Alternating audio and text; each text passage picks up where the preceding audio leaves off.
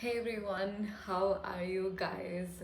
Welcome back to my channel, and if you're new, welcome to my channel. So, like from the title, you can probably guess what this video is gonna be about. I have this pattern of coming up with like really good ideas. I think they're really good. Okay, they're $1 million ideas, but then somehow they just never make it out of the lab or the notebook or college. They just, they just stay there, they get left behind.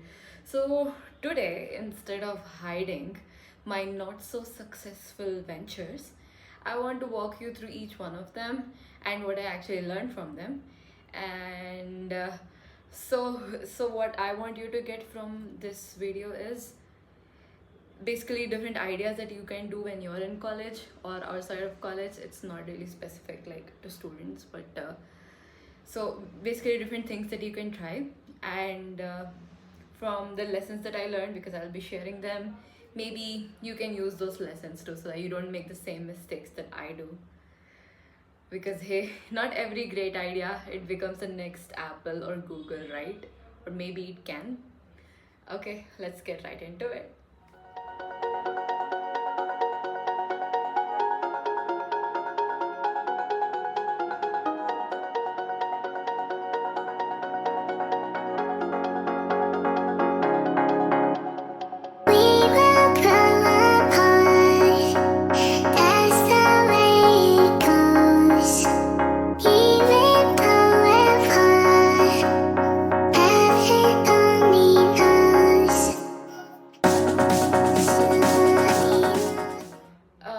So the first idea is Vander. Okay, it's a location-based alarm system. So this was my dream idea. It's basically for all the working class people. So after you're done with college or after you're done with work and you are going back in metro or RTC, and you end up falling asleep, right? Because you're so tensed, and there are those days where you can't keep your eyes open when you're traveling because it's just rocking you and you just want to sleep, but you can't because you're too stressed that what if you miss your stop. So that's where Vander comes in, and it's basically a location based alarm system. So when you're 5 minutes away from your stop, you can set your stop. It'll ring an alarm so that you will be up. So you may ask me, like, in metro they already say the station name and all, but in with the amount of people in it that are talking, it'll just blend in. Okay, it's not like an alarm. When you're sleeping, you can't really make out that there's a station being called. So Vander is something that will help you be peaceful when you're traveling, right? It's a location based alarm system. It's meant to be an Android app. So yeah, I think that's a pretty great idea. Maybe even I'll get 1 million downloads on my application on Play Store. Ha. Nah, so now the lesson part comes in. Okay, so I'm just scrolling through my notes here. Sorry if that's distracting. Okay, in reality, like I expected 1 million downloads. I expected I'll become famous as the developer of an app. I did this with my friends actually for my hobby project in my second year. But in reality, yeah, I massively underestimated the technology and the time required. So I thought it would be a quick little project, right? But when we thought about different things, like how do you know when a user is away from their stop? How do you, in Android, how do you get them to pick them? Like, what are the different Google Maps APIs? How do we use them? We had to code in a language like Kotlin when we don't even know Kotlin. And it just became like a local experiment, just a project in the end. Yeah, big ideas, they need big timelines. I mean, they need like a proper planned out timeline and even a full team of engineers. So it's like we were in a second year or something. So we had a lot of other things to do, like we were balancing with our mids, we were balancing with assignments, and trying to do hackathons and all of this. So it was taking a toll, and we couldn't give our full time to this either, to make it into a full-fledged application that we could deploy on Play Store. We had the software ready, most of it, just little gaps here and there, but still it couldn't be, it couldn't reach like what the expectations that I had in my head. So yeah, the big lesson here is about the timeline, like how are you going to plan out, and that you shouldn't underestimate like how much amount of effort that you'll need to actually like make it, implement it technically.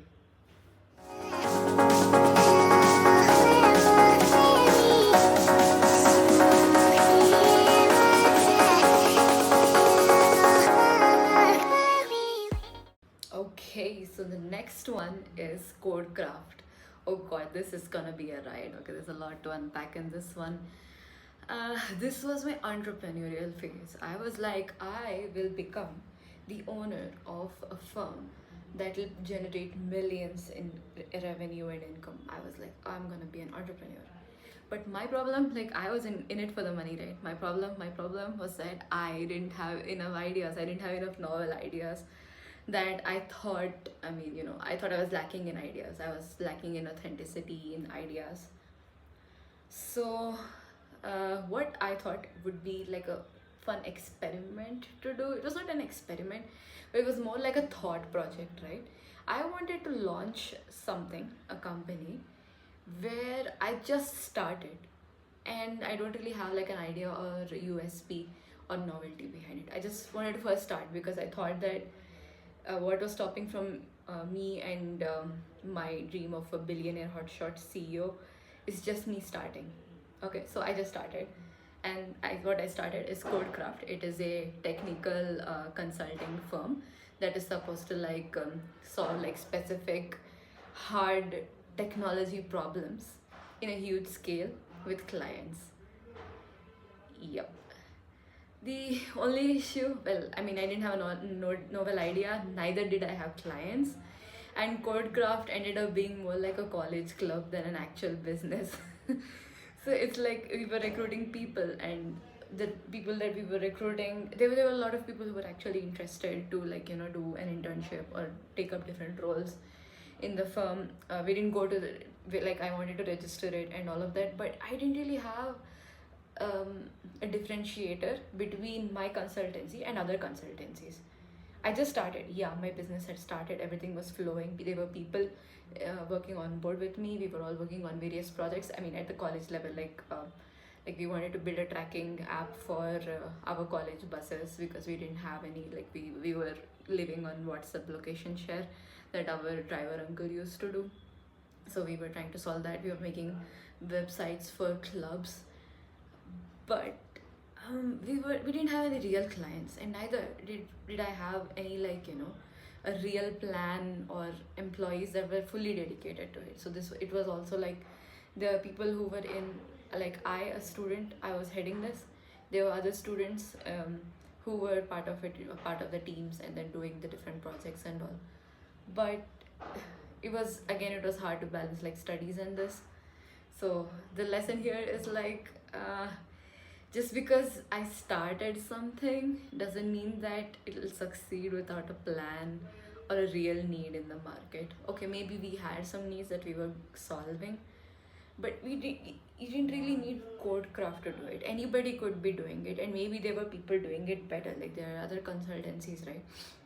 So what was my differentiator? I didn't know this, and yeah, I paid the price for not knowing what differentiates me. So we'll have to wait, you can't just launch things left and right. It was a thought project, but still it failed like more miserably than I thought. Like, yeah, so when you're launching something, you have to wait for the right opportunity and work more on the idea and the novelty of it before you go into just launching it.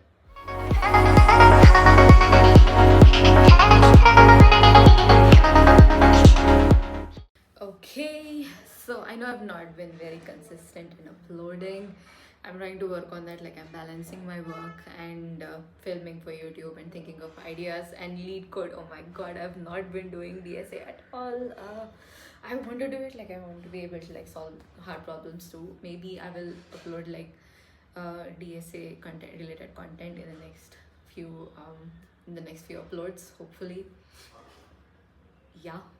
So this was just like the part one of the video. I have more ideas, more startup ideas to discuss, and the lessons I learned coming up in part 2. So I hope that you guys all look forward to it. Thank you so much for watching, and yeah, stay tuned for part 2, okay? Apatı, apatı, apatı, apatı, apatı, apatı. Bye.